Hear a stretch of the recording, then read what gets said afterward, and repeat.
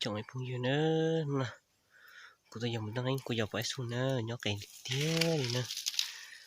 nhóc cái ta chỉ xuống một tăng anh nó cũng lóc cơ nè,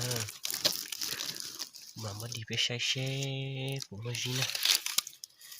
lóc cơ còn cũng gì mình sẽ mất gì hay nè,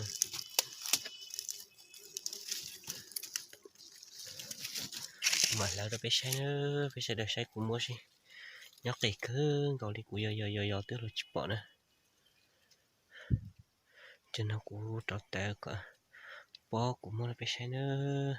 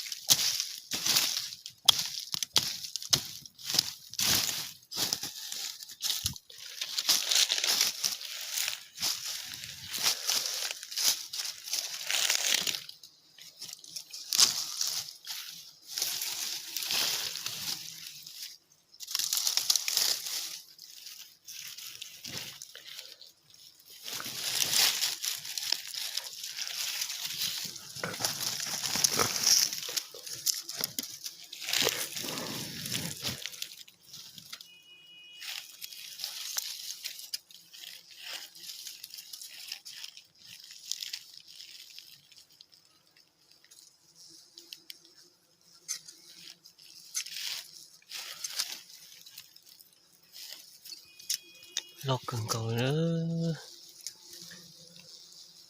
đi lên chạy của thầy nó đã phải tao sai nữa, của mua tao cũng mà thầy phải sai nè, cho nên chạy của mua kita xuống tăng anh lò nè, lóc cứ gọi nữa xuống tăng anh nè, thầy ta chỉ nói thì ta tự cho chạy mua tăng anh thế nữa, ta xuống ở lo chập được của mất ta, nó hay chạy cho mình tăng anh chỉ dài nè. Ta chỉ nhớ chị của yêu mất đi một cũng một trẻ nữa bên mà xin chỉ đùa nè.